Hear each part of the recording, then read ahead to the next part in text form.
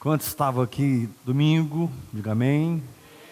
Quantos estavam aqui ontem? Diga amém. Nós estamos falando sobre a fé.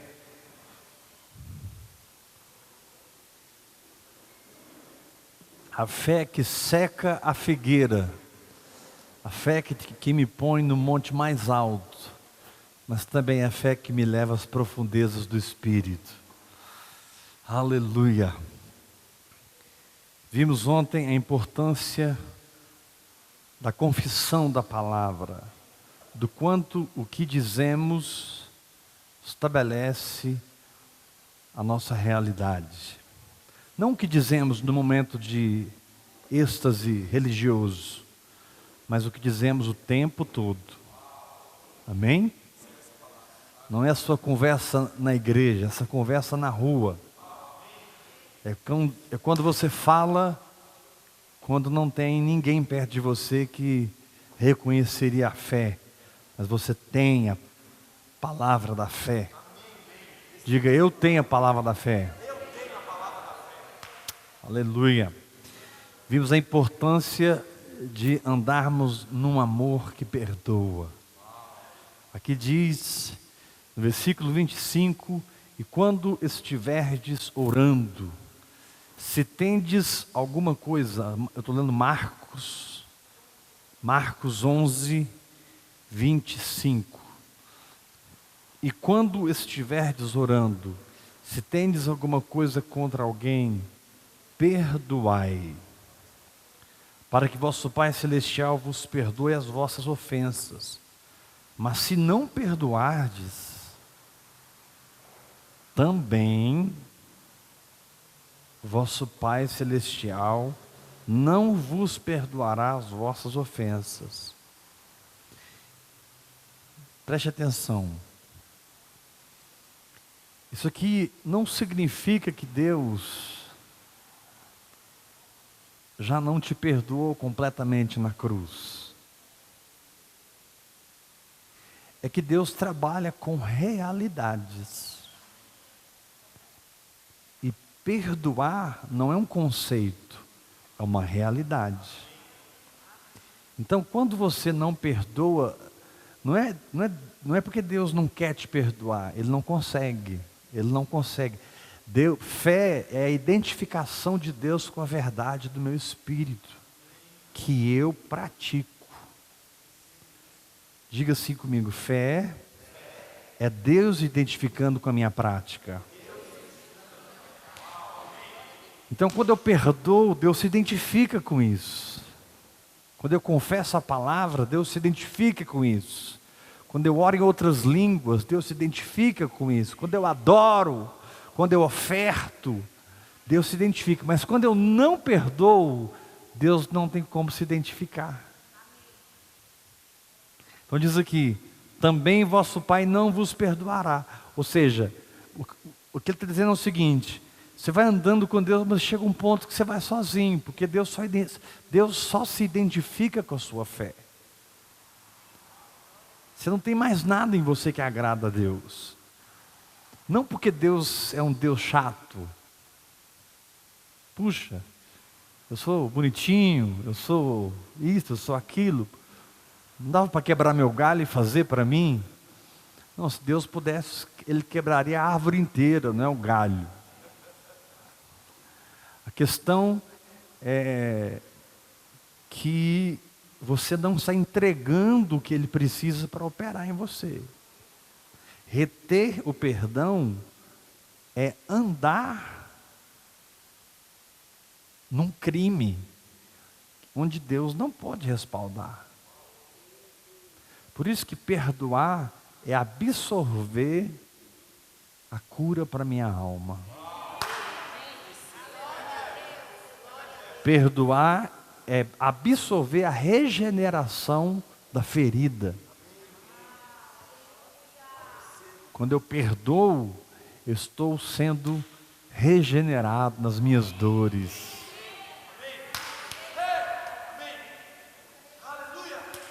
Agora, tem algo sobre a fé. Nós vamos concluir essa mensagem amanhã. na ceia do Senhor, tem algo sobre a fé muito interessante, atrelado ao nosso sacerdócio, à nossa comunhão com Deus, ao estarmos perto do Senhor. Na verdade, esse assunto fé e intimidade, eles se fundem quase que na mesma coisa. Quando um marido está tendo intimidade com a esposa, ele está derramando a sua semente dentro dela. Quando o Espírito Santo tem intimidade com você, ele está derramando as sementes de Deus em você. E essas sementes se unem com o seu espírito, que é o útero do Espírito Santo. O Espírito Santo tem um útero. O Espírito Santo tem um útero. A sua fé. Então, quando a semente de Deus toca na sua fé, ela germina. Quando a semente de Deus... Porque, pastor, mas o Espírito Santo é um homem. Não, o Espírito Santo é Deus.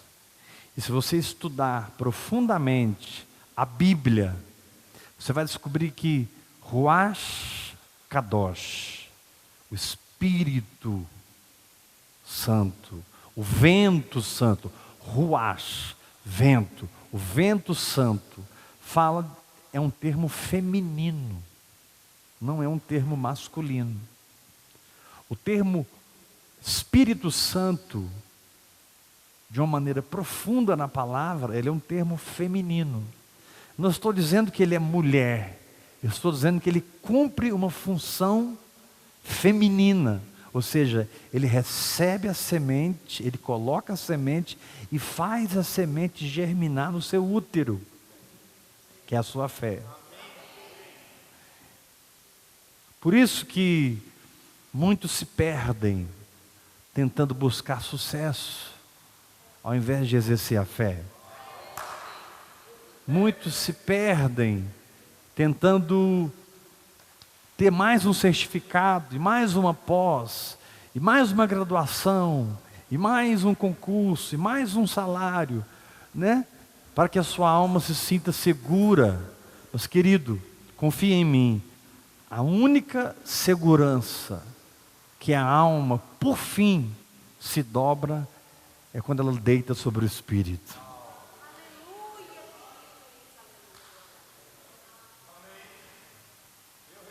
E a intimidade que o Espírito teve com a palavra, ele tem com a alma. Porque a alma se divorcia da carne, se casa com o Espírito, se une com o Espírito. O que é um homem espiritual?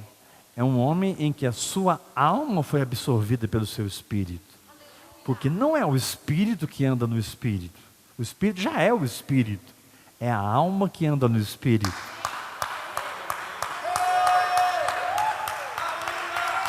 É a alma que anda no Espírito. Por isso, ele disse: quando tudo que em oração pedides, crede que receber, será assim convosco. Aí ele muda o tempo e passa para o contínuo, participe contínuo. Ele diz assim: quando estiverdes orando.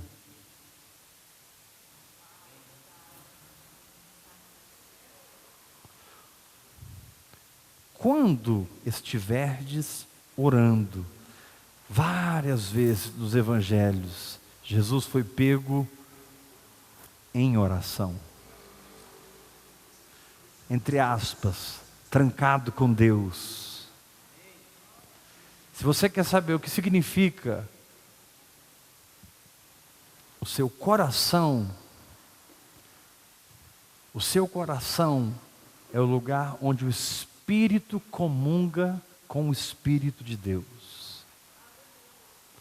O seu coração é o lugar onde o Espírito comunga com o Espírito de Deus. Por que eu estou falando isso? Porque Deus nos deu uma linguagem sobrenatural. Porque é impossível negar a fé depois que você tem uma palavra.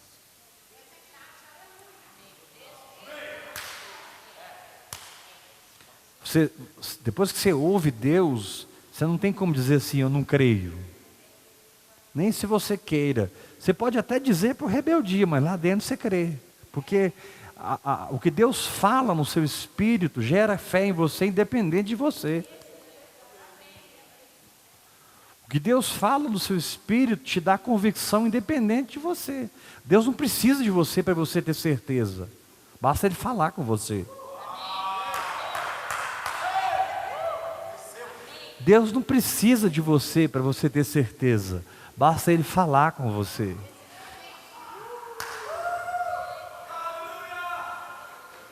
Não seja especialista na fé. Não. Seja especialista em ouvi-lo.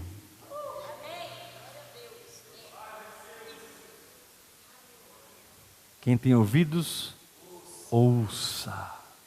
Quem tem ouvidos para ouvir, ouça. Ouça.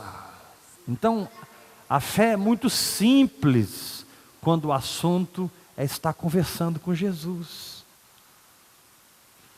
A fé é muito simples quando o assunto é Jesus estar conversando com você. Você vai ficando tomado de fé. Agora aqui diz, quando estiverdes orando, se... E aí ele coloca uma questão muito interessante sobre o perdão. Mas eu poderia dizer, quando estiver orando, se estiverdes sentindo algo no seu corpo, não acredite no que o seu corpo está dizendo, mas levante as suas mãos, dê aquele sorriso para Deus e diga, eu sou curado.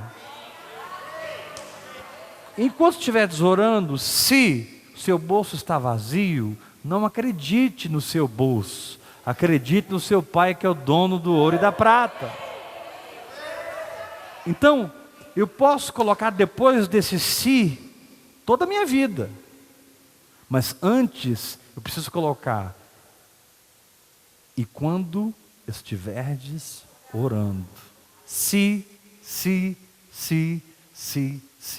Ou seja, quando eu tenho uma vida de oração, eu tenho uma vida de fé. É isso que o Espírito Santo quer nos mostrar. Por que ele usou aqui o fator perdão? Porque é uma das coisas mais difíceis para nós. É perdoar do íntimo. Perdoar de verdade. Perdoar de verdade, irmão, é abrir a via de comunicação novamente. Perdoar de verdade é abrir a via de comunicação novamente. Perdoar de verdade é sorrir novamente um para o outro. Perdoar de verdade é tirar todo o empecilho que existia no relacionamento. E o amor entre vocês se torna a coisa mais importante em nome de Jesus Cristo. Então Jesus aqui usou, pelo Espírito Santo, a questão do perdão. Mas eu poderia dizer, e quando estiveres orando, se você vai para a África para ver o Evangelho, se você vai trabalhar na sua empresa amanhã de manhã, ou seja, quem é você depois de um encontro com Deus?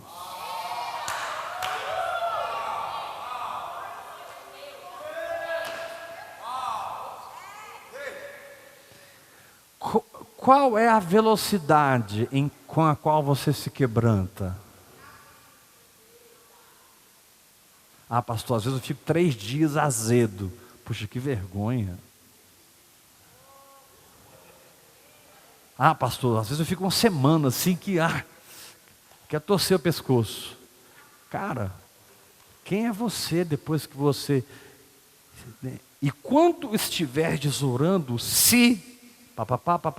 Ou seja, e quando estiverdes orando, o que você se torna? O que a oração está te transformando? Porque, meu irmão, a oração que não transforma não é oração, é vã repetição. A oração que não gera, não é oração, é blá, blá, blá, blá, blá. A oração que não manifesta, orar é trabalhar com a fé. Você trabalha com a fé de muitas maneiras, adorando, confessando a palavra, mas talvez a via principal é a oração. É quando eu abro a minha boca e eu deixo as palavras sobrenaturais saírem da minha boca e se formarem no mundo físico. Essas palavras brotam no meu espírito, elas são dadas pelo Espírito Santo e elas são transferidas para o meu espírito, e o meu espírito então, como que num sopro, traz aquilo, e eu rebacassuti pandalachesodak maluejei nessunemandá cotopudini sintrobundigai. E ali eu vou falando com Deus, e o Espírito Santo vai criando um relacionamento eficaz. Porque para Deus andar com você é mudar a sua vida. Para Deus andar com você é fazer você igual a Ele. Para Deus andar com você é te dar a glória dEle. Tem algo maior do que a glória de Deus? Pois é o que Ele quer te dar. Jesus diz: Pai, eu tenho transmitido para eles a sua glória. Imagine, se você puder pegar a glória do Usain Bolt, você vai se tornar o homem mais veloz da terra. Se você pudesse pegar a glória de Albert Einstein, você seria um dos físicos mais inteligentes da terra. Se você pudesse pegar o que está dentro de um cara que foi bilionário, quebrou, e foi bilionário, quebrou, e foi bilionário de novo, e nunca mais quebrou. Se você pode receber essa glória, você vai aprender a nunca mais falir. Então, a pergunta é: quem é você na oração? Por isso que orar em línguas é humildade. Orar em línguas é reconhecer o que está escrito em Romanos capítulo 8, quando diz: vocês não sabem orar como convém, mas o Espírito assiste vocês nessa fraqueza, intercedendo por vocês com palavras ininteligíveis, sobrenaturais. Pastor Heber, mas você fala demais sobre esse assunto. Não é que eu falo demais, é que foi a única coisa que eles receberam em Pentecostes, uma língua de fogo. O que eles receberam em Pentecostes, que foi a festa que celebrava o final da colheita? Eles receberam uma língua de fogo.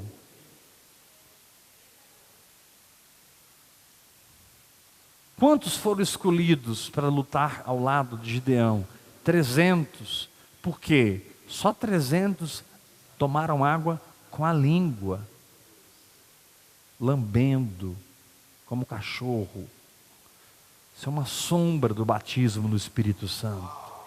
Isso é um tipo, isso é uma projeção profética para hoje. Deus está levantando 300. Pega o exército e desce com ele para o rio. Você vai descobrir quem é os 300. Porque os 300 oram em línguas. Se mantém no fundamento que é Cristo, orando em línguas. Se mantém aprendendo e recebendo sempre provisão do Espírito, orando em línguas. Querido, você não tem que acreditar em mim. Você tem que acreditar na palavra de Deus. E eu te dou aqui uma sequência de textos para te mostrar que fizeram uma bagunça com a oração em línguas, porque Satanás sabe que se ele te impedir de orar em línguas, você não vai ser muita coisa depois da oração.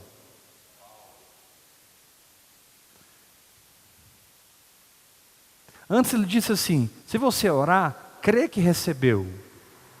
Mas depois ele coloca um gerúndio. Vou repetir isso. Antes ele diz assim: quando você orar, crê que você já recebeu. E aí vai acontecer. Ok.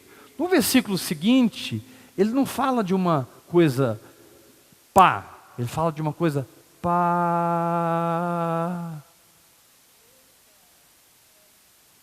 Gerúndio, orando, no inglês ing, praying, eu posso pray, ou eu posso praying, I am praying, estou orando, I am pray, eu oro, I am praise him, praising. Quando eu coloco gerúndio, querido, o seu problema é que não existe uma continuidade no relacionamento com Deus. E o que gera maturidade é continuidade com Ele.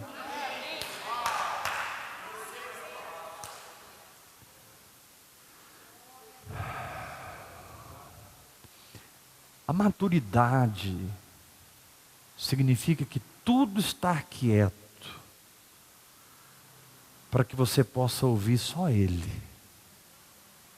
Maturidade não tem a ver com você ser perfeito, tem a ver com você se aperfeiçoar com quem é perfeito.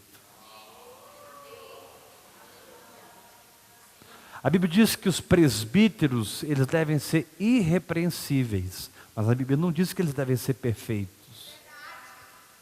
O que significa alguém irrepreensível? É alguém que você não precisa exortá-lo. Ele enxerga o problema e toma as providências de fé para resolver.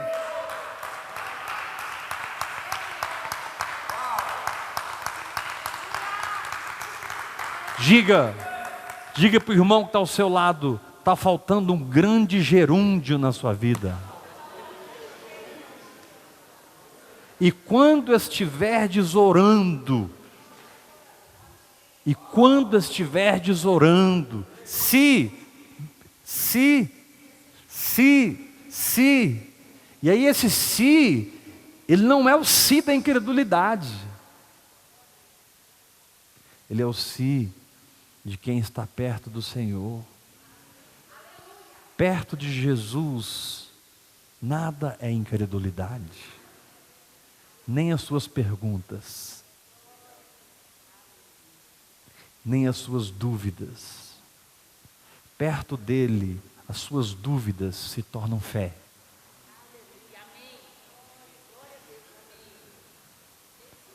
Porque geralmente, quando você pergunta algo para ele, ele não te responde. Ele te devolve com outra pergunta. A maneira mais prática com a qual Deus te responde não é te respondendo, é te perguntando. Olha o que diz aqui no capítulo 11, versículo 27. Então regressaram para Jerusalém e, andando ele no templo, vieram ao seu encontro os principais sacerdotes, os escribas, os anciãos, e lhe perguntaram. Agora olha para mim, enquanto você está orando, você tem perguntas para Deus. Ou se você está passando uma crise, uma tempestade, é impossível a sua alma não gerar perguntas. Por que eu perdi aquela pessoa? Por que aconteceu aquilo? Por que eu ainda não estou naquela dimensão de fé que eu queria estar? Por quê? Então, aqui não está errado o que eles fizeram, ainda que a motivação desse povo aqui estava errada. Mas eles perguntaram: com que autoridade fazes essas coisas? Ou quem te deu tal autoridade para as fazeres? Jesus lhes respondeu: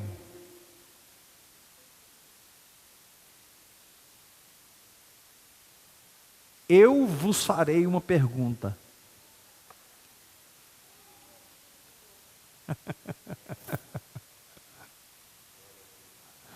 A sua resposta está em ouvir a pergunta de Deus. Pastor, mas assim, Deus nunca me perguntou nada.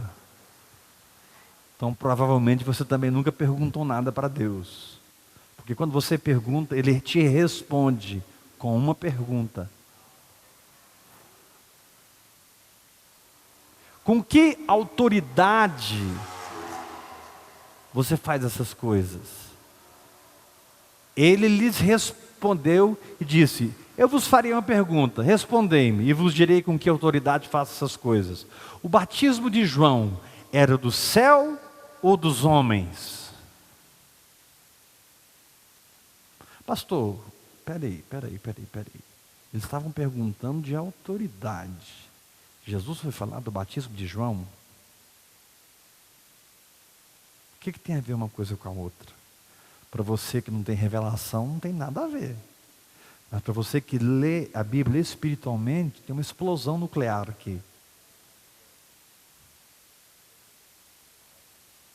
Porque o batismo de João não era um batismo de novo nascimento, era um batismo de arrependimento. O que significa arrependimento? Metanoia. O que significa metanoia? Mudança de mente. O Senhor te diz: aonde você permitir que eu transforme a sua mente, é aí que mora a sua autoridade.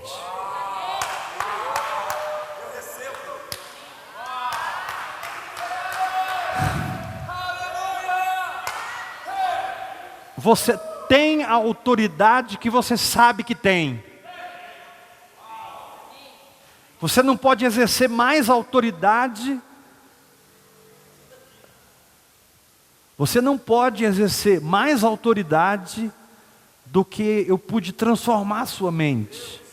Porque a transformação da sua mente é a minha via de autoridade na sua vida. Por exemplo, se eu sei que eu estou curado, eu tenho autoridade sobre as enfermidades. Se eu sei que eu sou próspero, eu tenho autoridade sobre o ouro e a prata. Se eu sei que eu sou liberto, eu tenho autoridade sobre o pecado. Se eu sei que o diabo está debaixo dos meus pés, eu sei exercer autoridade contra o diabo.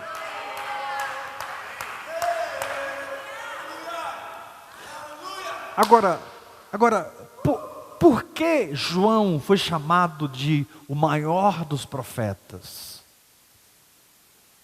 Antes do novo nascimento, Jesus disse: dentre os nascidos de mulher, ninguém foi igual a João. Ele foi maior. Ele foi maior que Moisés, ele foi maior que Davi, ele foi maior que Elias, ele foi maior do que Jeremias, Zacarias, ele foi maior do que todos. Jesus também disse: o menor no reino dos céus é maior do que ele. Isso é um outro assunto. Mas por que João foi eleito o maior dos profetas? Porque João fez algo sem precedentes. João não escreveu nenhum livro. Não existe um livro do profeta João. Como existe Isaías, Jeremias, Ezequiel, Daniel, todos os profetas. João nunca escreveu, porque para ele ser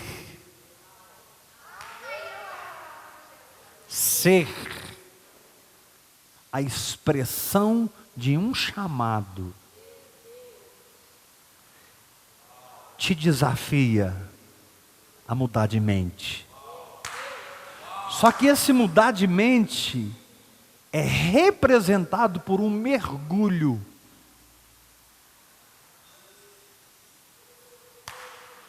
Pastor, eu quero ter autoridade. Muda de mente. Como? Passe pelo batismo. O de Jesus, não. O de João. O que o senhor está falando, pastor? Eu não estou entendendo. Mergulha!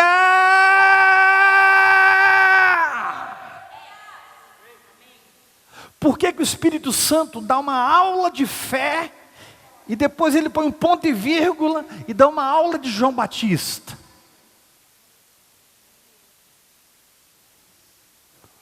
Porque a fé que seca a figueira, a fé do monte mais alto, a fé das profundezas, a fé do átrio, a fé do santo lugar, a fé do santo dos santos, a fé que perdoa, que feridas são essas nas suas mãos? São as feridas com que eu fui ferido na casa dos meus amigos, as minhas cicatrizes são as minhas patentes de guerra, e você vai na fé, você vai desbravando, e aí você percebe: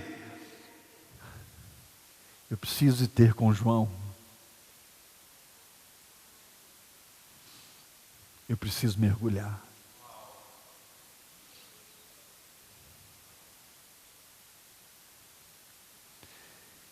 E aí você entende por que Jesus foi ter com João. Ele passou 30 anos aprendendo com o Espírito Santo. Mas ele precisava do mergulho. O mergulho legitima a revelação. Porque mergulhar não tem a ver com orar 18 horas por dia. Tem a ver com viver em Deus 18 horas por dia. Mergulhar não é o tempo que você fica no quarto. Mergulhar é o tempo que você fica em Deus. Claro que o tempo que você fica no quarto conta. Claro que o tempo que você fica com a palavra conta, mas muito mais do que estar no quarto é estar em Deus. Paulo disse: olha, tudo que eu quero é ser encontrado num quarto orando. Não, Paulo diz: tudo que eu quero é ser achado nele.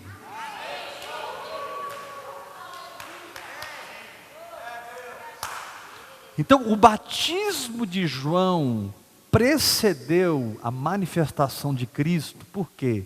Porque Cristo nunca se manifesta em uma mente que não foi transformada.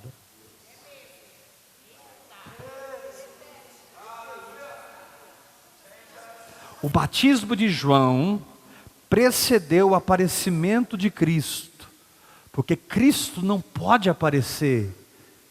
Ele fica bloqueado. A alma bloqueia o fluir do Espírito. Quando eu falo Cristo aparecer, eu estou me referindo ao Espírito vivificante que você se tornou por estar unido com Ele no Espírito, onde vocês são um só. Romanos 8, versículo 10, se Cristo está em vós, o corpo está morto por causa do pecado, meu corpo não reina sobre mim mais, mas o meu Espírito é vida por causa da justiça. 1 Coríntios capítulo 15, 16, o primeiro Adão foi alma vivente, mas o segundo Adão foi espírito vivificante. Por que tem muitos cristãos que escreveram livros, que tem uma palavra maravilhosa, mas você não toca na realidade? Faltou uma coisinha chamada batismo de arrependimento. E João fala bem assim para você: o machado ele tem na raiz. Agora que você entendeu tudo, o que você vai entrar, a primeira coisa que eu vou fazer, raça de víbora, é cortar a cabeça da cobra. O machado ele tem na raiz, a pá ele tem na eira, e ele vai limpar a eira.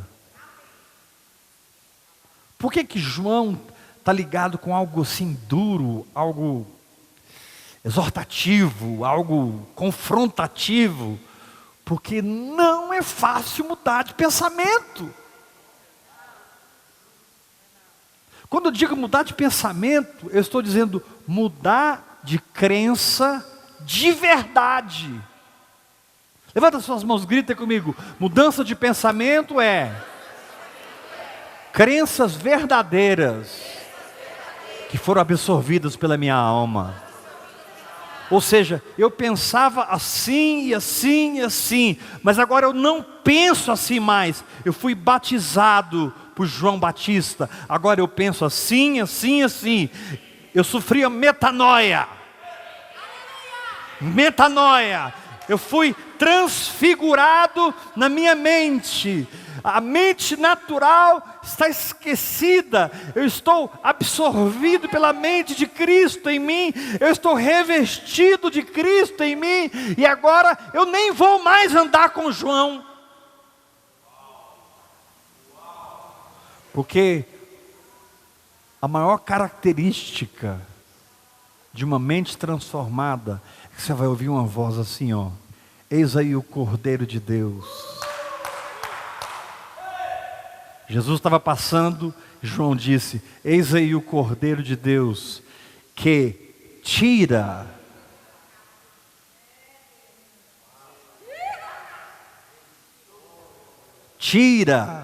o pecado do mundo.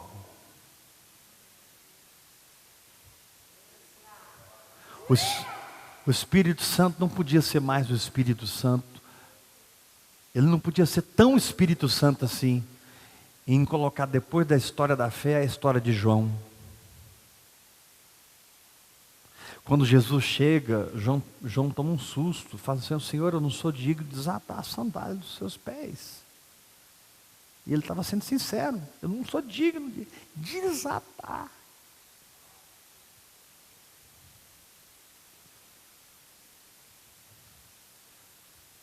A lei e os profetas duraram até João. Aí Jesus disse assim: importa que se cumpra toda a justiça. O último cajado, desde Adão até aqui, está com você, João. E eu só posso pegar o meu cajado se eu passar pelo seu.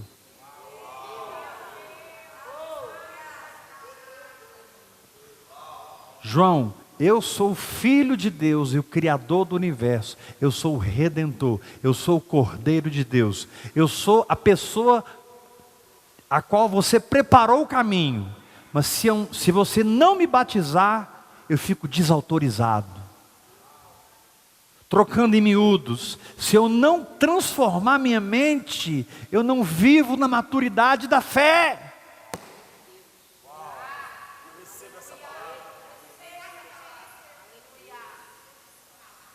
Sua mente tem que ser tão transformada que ela deixa a boiada passar. Mas não é uma boiada passar comumente, é uma boiada estourada. É o estouro da boiada. Antigamente tudo que era de Deus passava com dificuldade. Pegava para a esquerda, para a direita, até que você conseguia crer, até que você conseguia entender aquele princípio. Mas você perseverou orando em línguas, perseverou. A religiosidade foi caindo, você foi derrubando os altares dos seus pais, como Gideão derrubou o altar do pai dele antes de ir lutar na guerra. Você foi derrubando altares falsos, e sabe, tudo era muito difícil. Mas agora, sua mente relaxou. A mente de Cristo ela manifestou em cada neurônio, em cada sinapse. Você está fluindo na presença de Deus. E você simplesmente não consegue se ver derrotado, enfermo, pobre, preso. Você foi batizado por João Batista. Então levanta sua mão e diga bem forte comigo: uma fé do átrio, uma fé do santo lugar, uma fé do santo dos santos. Mais forte: uma fé que seca árvores infrutíferas, que me leva nas alturas e nas profundidades. Tem um segredo: vai ter com João.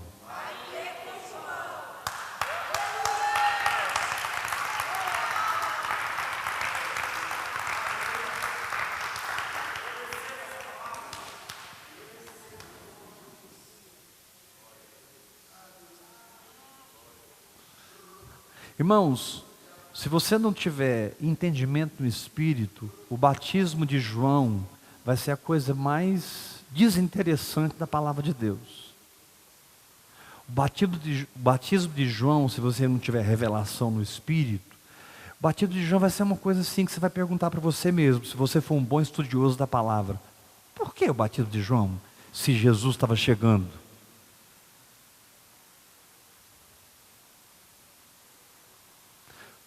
Por que toda Jerusalém foi ter com ele no deserto? João teve uma unção tão poderosa que ele atraiu para ele multidões e multidões no deserto. Não tem lugar melhor para mudar a sua mente do que no deserto.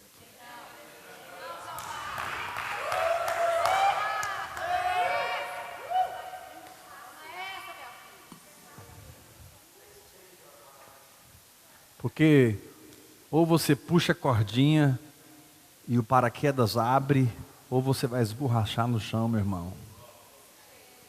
Você vai ter que puxar a cordinha.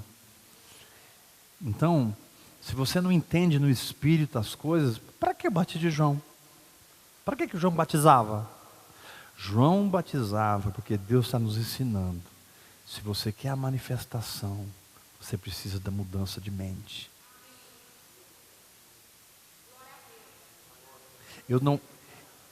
Sua mente é a flecha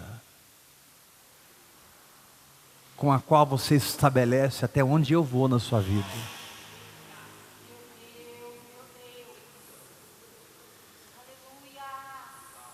Sua mente é uma flecha que estabelece o perímetro. O Senhor te diz: aumenta o perímetro. Aumenta o perímetro. Pastor, mas eu tenho ouvido muito sobre isso, os coachings, os neurolinguistas, a galera aí da autoajuda. E qual que é a diferença desse povo para isso que você está nos ensinando? Porque parece que é a mesma coisa. O pessoal da física quântica, a diferença é monstruosa. Porque eles ensinam da alma, para a alma e pela alma. E você recebe no Espírito, e do Espírito você transfere para a alma. A diferença é que com você não começa na alma, começa lá atrás. Com você começa quando você está orando.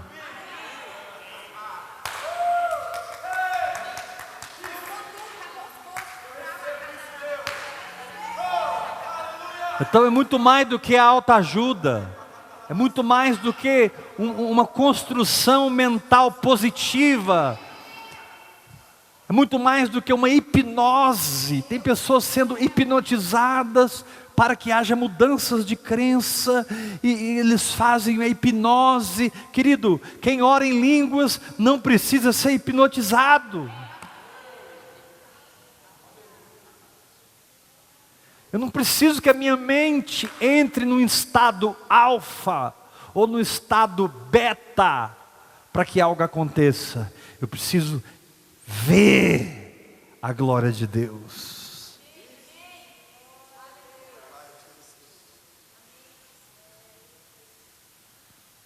Você não entrou ainda no estado alfa, nem no estado beta.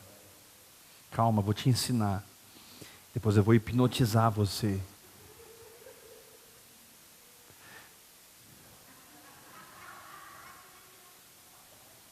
As pessoas estão misturando.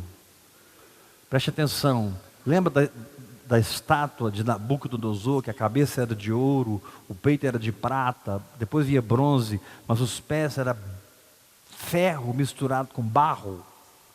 É o que as pessoas estão fazendo hoje. Porque a cabeça fala do início dos tempos, os pés falam do final dos tempos. O que está acontecendo no final dos tempos? O desespero é tão grande, a ansiedade, A falta de paz, chegou num nível tão excruciante que eles estão tentando misturar ferro com barro. Por isso que o Senhor diz: eu vou derramar o meu espírito sobre toda carne. Porque eu vou tirar esse barro e eu vou te dar um cetro de ferro, com o qual você vai andar e não vai cair. O filho varão de Apocalipse 12, ele não tem uma vara de pau, nem uma vara que voltou a florescer. Ele tem uma vara de ferro. Por quê? Porque nos últimos dias, apesar da estátua de Nabucodonosor não ter firmeza, você tem firmeza. Você tem firmeza. Você tem firmeza. Você tem firmeza. Você tem firmeza. Você tem segurança. Você crê. Você crê. Você acredita. Você acredita, não porque você fez um curso, você acredita porque você esteve nos pés do Senhor. Seu trono está nos céus e os seus pés aqui na terra. Seu trono está nos céus e os seus pés aqui na terra. Porque os seus pés estão na terra. Porque os meus pés não serão misturados com barro. Os meus não.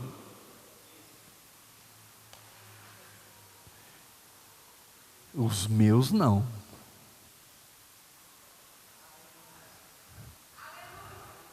Aí, irmãos, nasce uma palavrinha chamada humildade.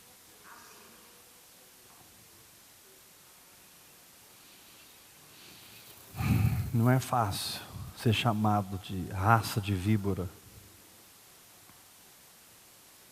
Não é fácil alguém te dizer assim: quem te induziu a fugir da ira vindoura? O machado está na raiz. Tudo que você construiu eu vou derrubar. Você é louco, cara. Você quer edificar a minha igreja? Eu não te mandei edificar a minha igreja, eu te mandei fazer discípulos. Eu edificarei a minha igreja e as portas do inferno não prevalecerão contra ela. Quem é você para transferir para o espírito de alguém uma realidade que irá segurá-lo na tempestade? Você não tem esse poder. Mas você pode fazer discípulos como? Vivendo a fé para que eles assistam Deus funcionar na sua vida. Você pode viver a fé para que eles assistam Deus funcionar na sua vida. Deus é o seu médico, Deus é o seu provedor, Deus é o seu libertador, Deus é aquele que te santifica, que te ensina todas as coisas. Deus é aquele que pega todos os seus limites e quebra. E te diz: quer andar comigo? Chega de limites.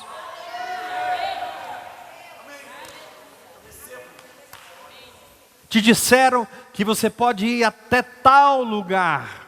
E eu te digo: isso é uma piada, diz o Senhor.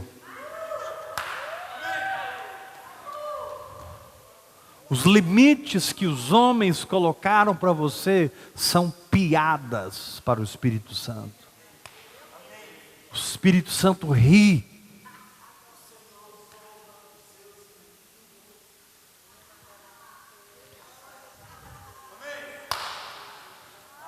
Ah, mas aquele cara é muito feio. Primeiro, uma barba enorme.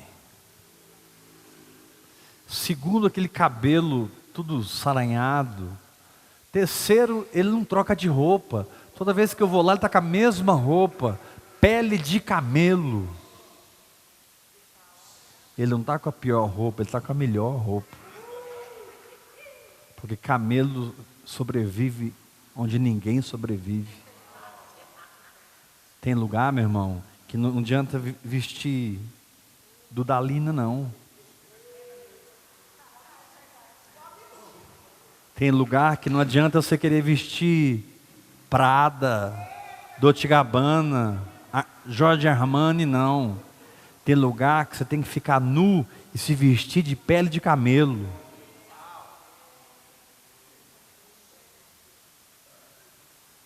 Pô, o cara veste pele de camelo, uma barba enorme, fica xingando a gente. Ele não tem homilética, ele não tem hermenêutica.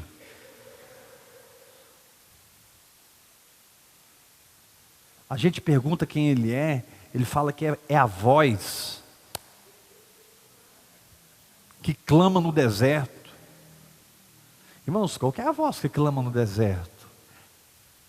É a voz que te diz: filho, fique com o que eu estou te dizendo.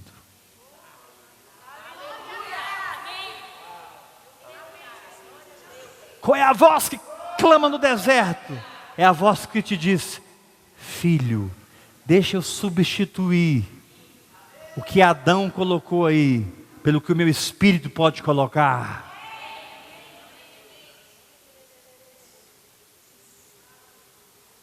Filho, deixa eu mortificar sua carne, para que ela pare de dar palpite. A gente está cansado dela, sim ou não, filho?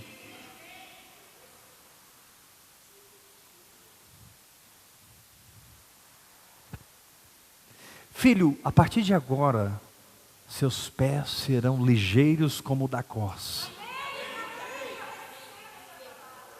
E você vai saltar sobre os montes.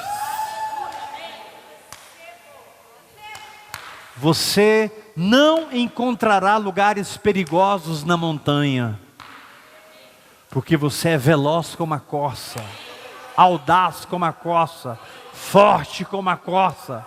E você pula daqui para lá, daqui para lá. Você decide que altura você vai.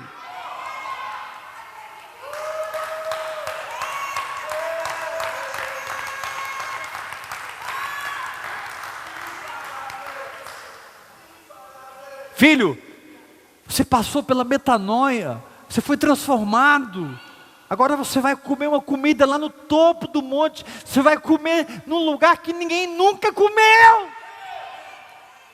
Você vai experimentar um alimento que ninguém nunca experimentou.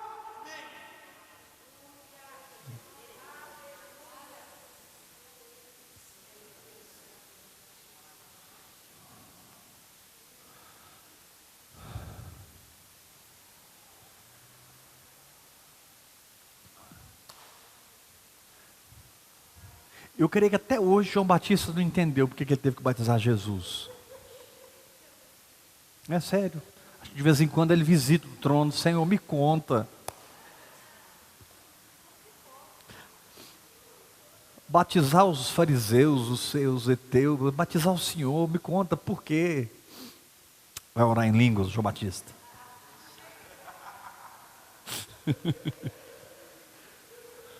Porque é muito grandioso, irmão, você entender que Jesus não começou o seu ministério antes da metanoia. O que determina a velocidade do seu chamado não é o quanto você põe dinheiro nele, não é o quanto você faz cursos, não é o quanto você caminha com homens de Deus, não é o quanto você frequenta a igreja, não é o quanto você participa de rituais religiosos, é o quanto sua mente foi transformada pela palavra viva, pela palavra viva.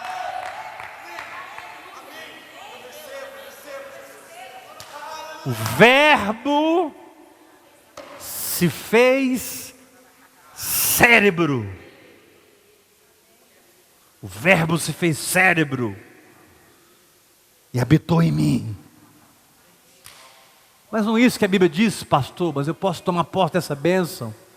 O Verbo se tornou minha mentalidade.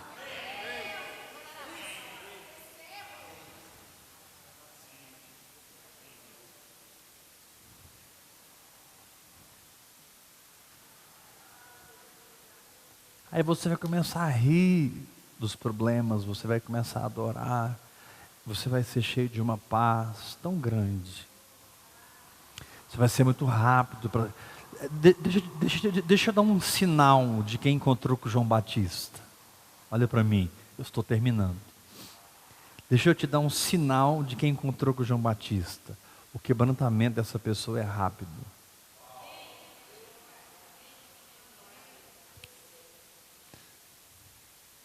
Sabe por quê? Porque ele já entendeu que Deus não vai mudar para andar com ele, mas ele vai ter que mudar para andar com Deus.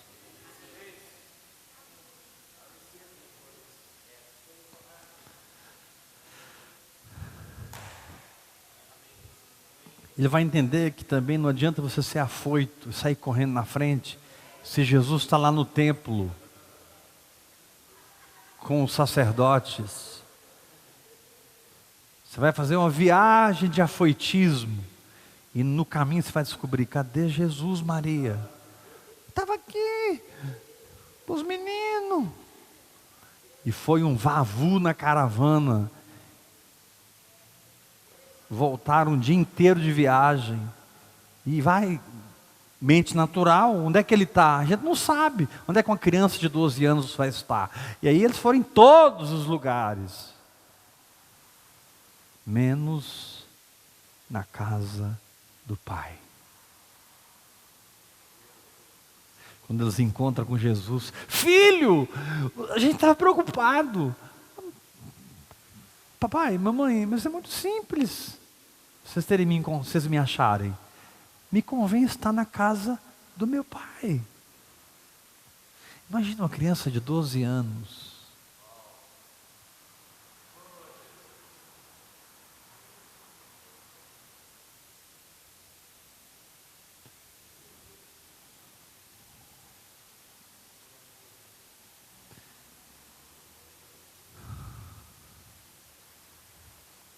Quando a tentação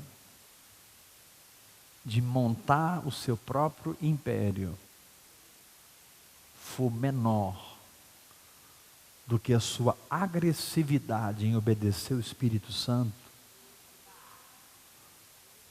você entrou no tempo da manifestação.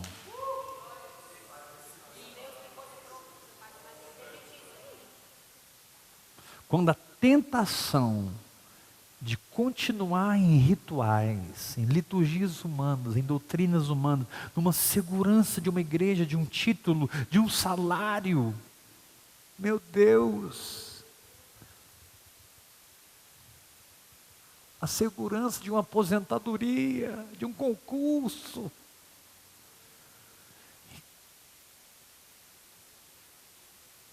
Está tudo errado.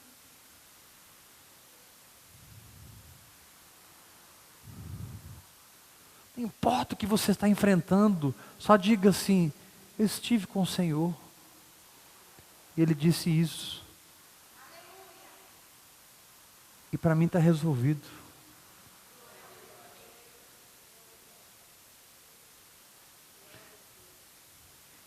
Isso vai separar você do mundo. Isso vai te arrancar de Babilônia. Isso vai trazer pedradas e perseguição.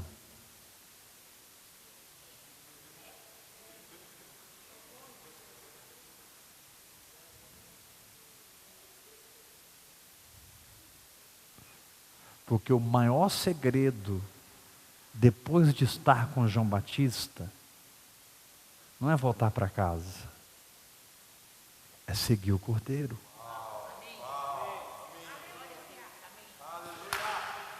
Tipo assim, cara, foi muito forte o que eu recebi. Foi muito forte o que eu entendi. Foi muito forte o que eu vi. Como que eu vou segurar isso? Cara, não tem como você segurar. Você vai ter que andar com o dono do negócio.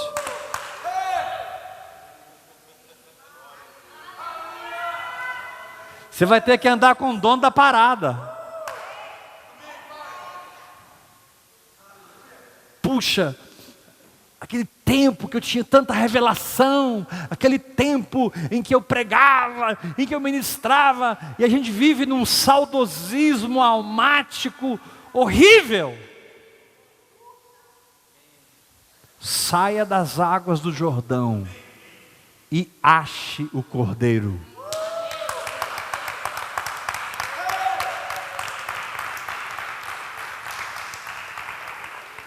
E encontrando o Cordeiro, faça como Pedro e André. Onde você mora, onde você habita.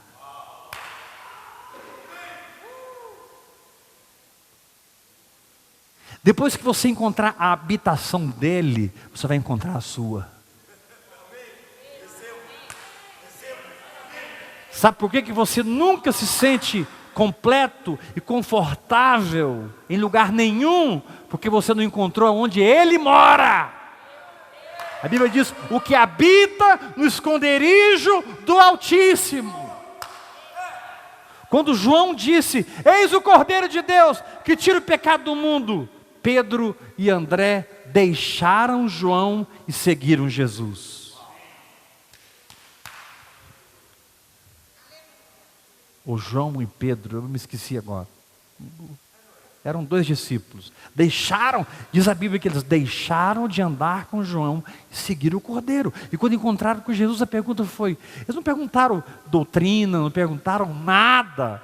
Eles nem tocaram no assunto de que João disse. Como é que é essa história de que o Senhor é o Cordeiro? E como é que é essa história de tirar o pecado do mundo? Não, a pergunta foi: onde o Senhor mora?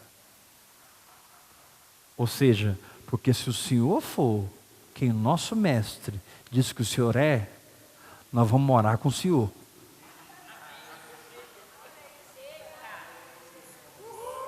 Se o Senhor for quem nosso mestre diz que o Senhor é, eu estou de mudança.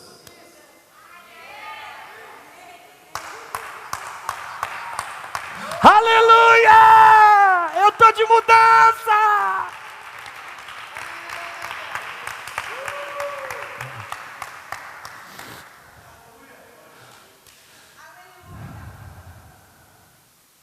E ele vai dizer assim para você: João Batista disse assim: o machado está na raiz. Palavra pesada, né? Agora Jesus vai dizer outra coisa. Jesus vai dizer assim: hoje você se chama Cefas. Perdão, desculpe. Hoje você se chama Simão. Mas você um dia vai ser chamado Cefas. Pedro, rocha. Simão é algo frouxo, mole. Cefas é algo firme, inquebrável, indesistível, inabalável. Ele quis dizer o seguinte: ah, você vai morar comigo? Você vai morar comigo? Então um dia eu vou te chamar de Cefas. Esse dia aconteceu. Jesus perguntou: quem dizem o povo ser o filho do homem? Ah, uns dizem que o Senhor é João Batista, outros dizem que o Senhor é Jeremias, outros dizem... Aí Simão levantou a mão e disse: eu sei, tu és o Cristo, o Filho do Deus vivo. Agora eu vou parafrasear. Lembra que eu te disse que você ia ser chamado de Cefas? Hoje é o dia. Não foi carne e sangue que te revelou, foi meu Pai que está nos céus. E preste atenção, sobre essa pedra,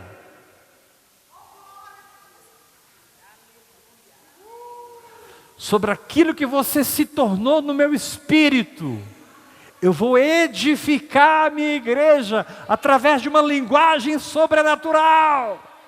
onde o apóstolo será apóstolo de verdade, o profeta funcionará no ministério profético de verdade, o mestre ensinará os caminhos do Senhor de verdade, o evangelista ganhará multidões, se moverá em sinais e prodígios, os diáconos servirão os ministérios, grandes empresários do reino se levantarão. Eu edificarei a minha igreja e as portas do inferno não prevalecerão contra ela. Você não é mais Simão, você é Pedro.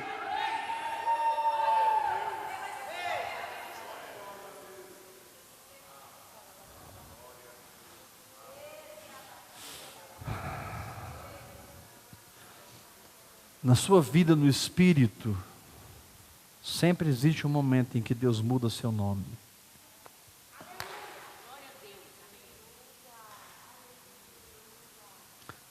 Pastor, mas eu não sei qual é o meu nome. Você pode não saber qual é o nome, mas você pode saber o que ele significa. Porque está ligado com a fé que se incorporou em você. Que te deu uma identidade. Que te deu um cheiro. Que te deu uma característica. Que te deu uma estirpe, uma raça, uma maneira de viver.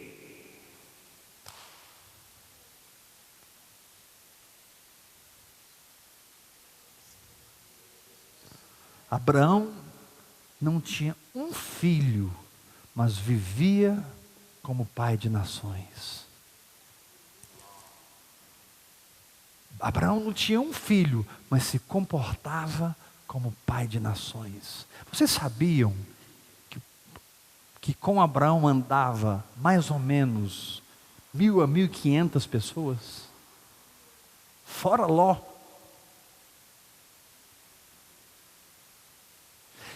Vocês pensam que Abraão era Abraão, Isaac, Jacó, um grupinho pequenininho? Não.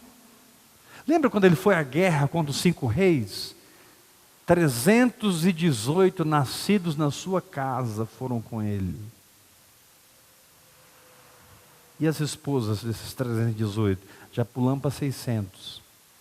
E os filhos? Já pulamos para 2.000. E quem bancava tudo? Abraão.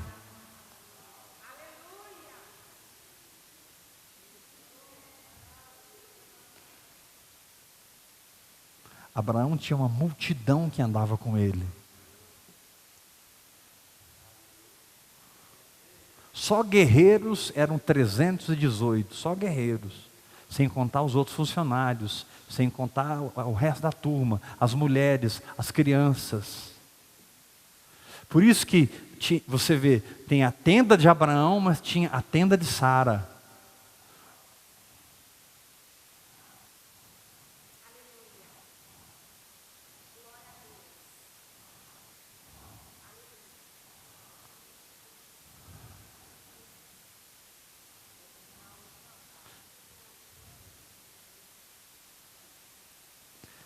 Aí quando eles foram embora, eles encontraram com Natanael. E despejaram toda aquela unção em Natanael. Natanael ficou doido. Me leva lá, eu quero conhecer ele. Quando Natanael entrou na casa de Jesus, Jesus olhou para ele e disse: eis aí um homem em quem não há dolo. Natanael quase cai duro para trás, porque ele sabia o caráter que ele tinha, os valores que ele vivia. Quantos podem dar glória a Deus? Então diga: fé em suas dimensões sempre me levará ao mergulho da mudança da mente. A mudança da mente pelo Espírito sempre me levará à manifestação de Cristo. E a minha vida será assim, de fé em fé, de glória em glória, de fé em fé, de glória em glória, de fé em fé, de glória em glória.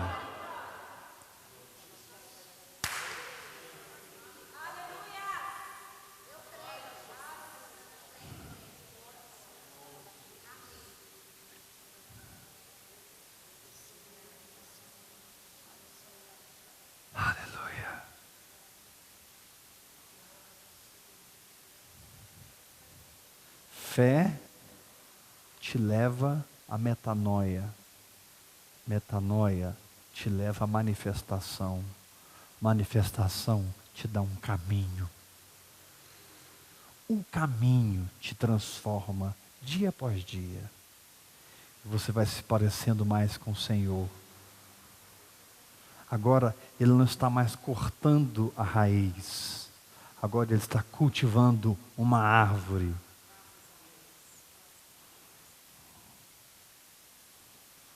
João é o que corta, Jesus é o que cultiva.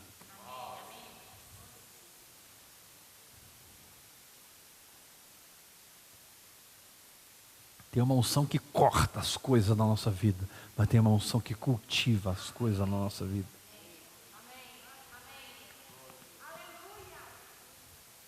Amém, irmãos?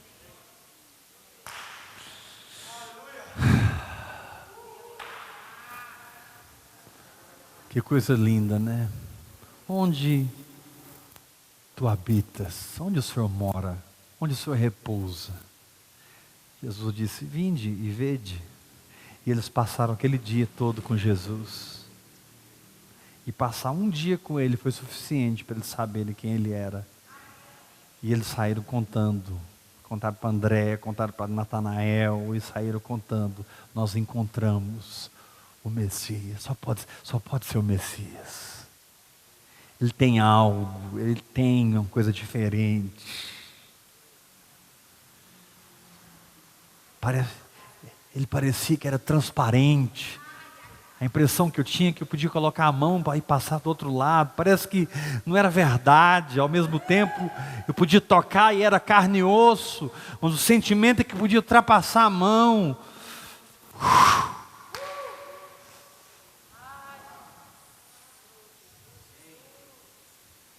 Eu não conseguia fixar meu olhar nos olhos dele. Eu estava sempre... Enquanto ele não conseguia tirar os olhos de mim.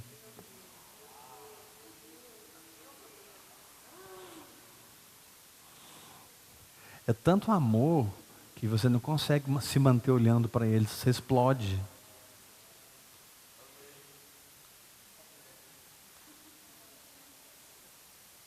Você explode. Se você não parar de olhar, você explode. Bum! Acabou o homem.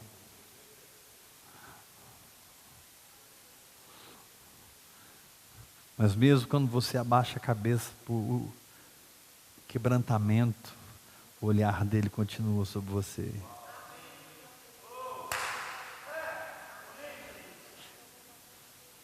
Aleluia.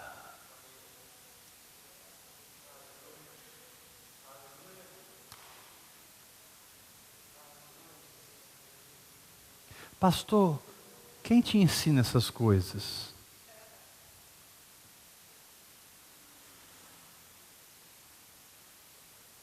Eu nem me lembro qual foi o último livro que eu li, irmãos.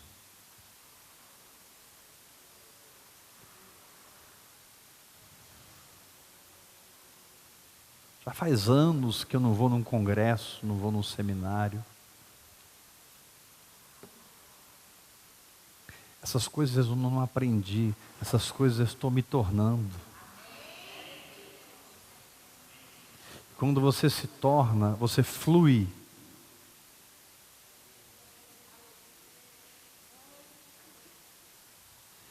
E quando você flui, nada mais para você. Porque não é você que está fluindo, é o Espírito Santo que está fluindo. Ei, meu pastor, colega de ministério, para tudo. Vai estar com Ele, vai aprender tudo com Ele novamente. Reaprenda a viver. Saia de uma existência religiosa. O que é elevado para os homens, para Deus é abominação. Não coloque clichês espirituais onde eu chamo de carne. Não coloque clichês e rótulos espirituais, onde eu chamo de obras do diabo, sinagoga de Satanás.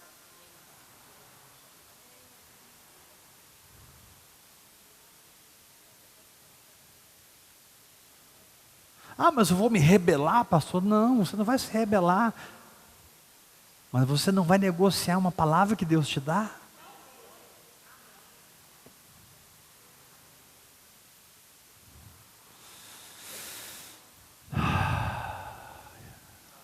Levanta a sua mão comigo e diga assim: obrigado pelo Espírito Santo, Senhor, porque Ele me ensina todas as coisas.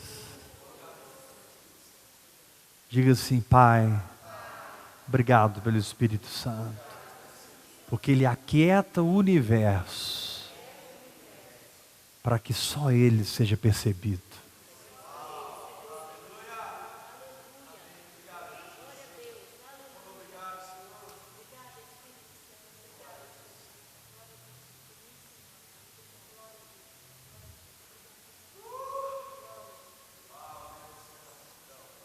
A Bíblia diz, e vou terminar com isso agora.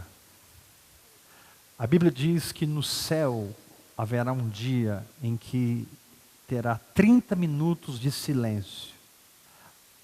Agora, é muito difícil entender isso, porque o céu é eternidade, não é tempo. Então nós estamos falando de uma Jerusalém que desceu.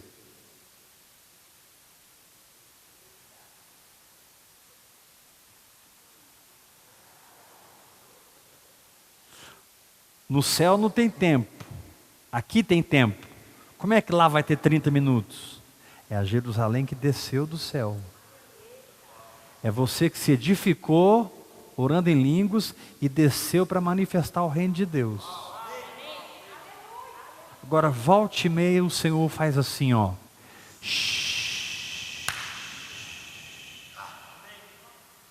Aí os querubins, os serafins querem tocar, querem cantar, os arcanjos querem bradar suas espadas de fogo, os 24 anciãos querem lançar suas coroas, e os apóstolos e todos que estão sentados em tronos querem festejar, querem dançar, querem manter o céu sendo o céu. Mas Deus faz assim: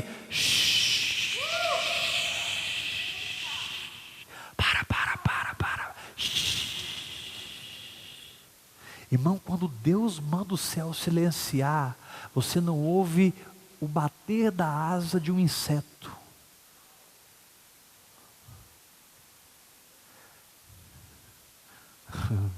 Aí Ele sorri para você e fala assim: eu fiz esse silêncio para você parar de perceber as coisas erradas e passar a perceber só a mim, diz o Senhor. Eu criei 30 minutos de silêncio para que você pare de ver a perspectiva do homem e ache a perspectiva de Deus. Agora você imagina 30 minutos de silêncio. O que acontece depois?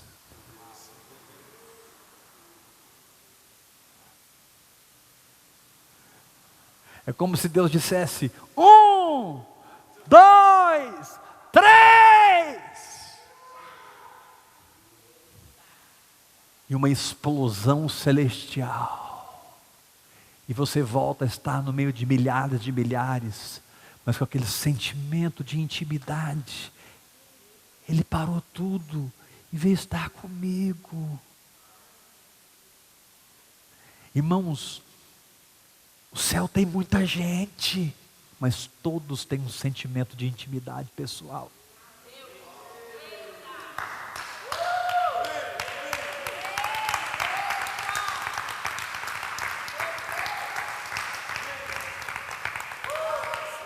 O céu tem milhares de milhares, mas todos têm um sentimento de valor,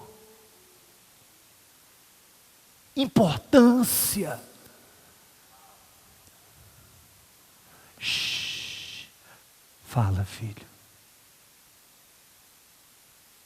Sei. Shhh, shh, shh.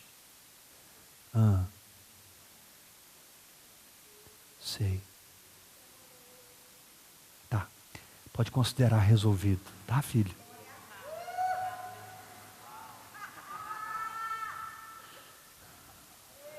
Pode considerar feito, tá bom? Pode voltar a me adorar, porque eu já fiz já. Nem toca nesse assunto comigo mais.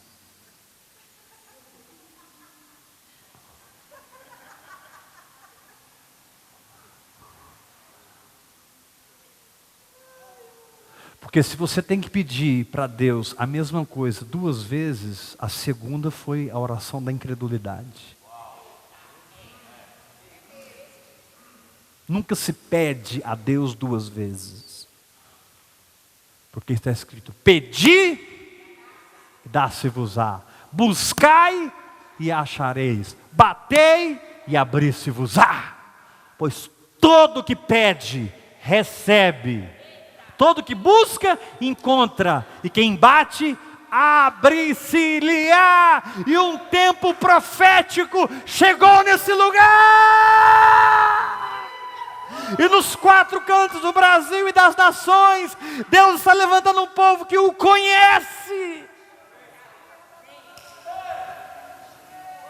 Um povo que no clangor da maior batalha, sabe sentar na mesa no meio dos seus inimigos e desfrutar de íntima comunhão, porque não tem guerra, não tem provação, não tem luta que possa roubar o frescor, o cheiro, o perfume do banquete do Evangelho, que pelo Espírito e pela fé estão diante de mim todos os dias.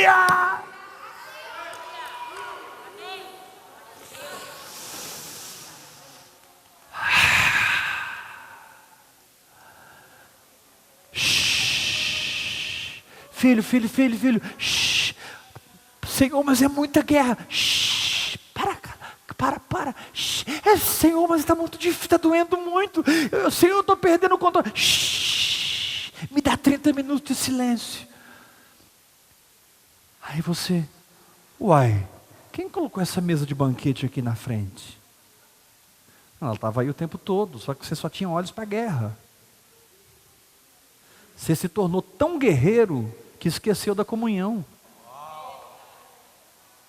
Preparas-me uma mesa na presença dos meus adversários.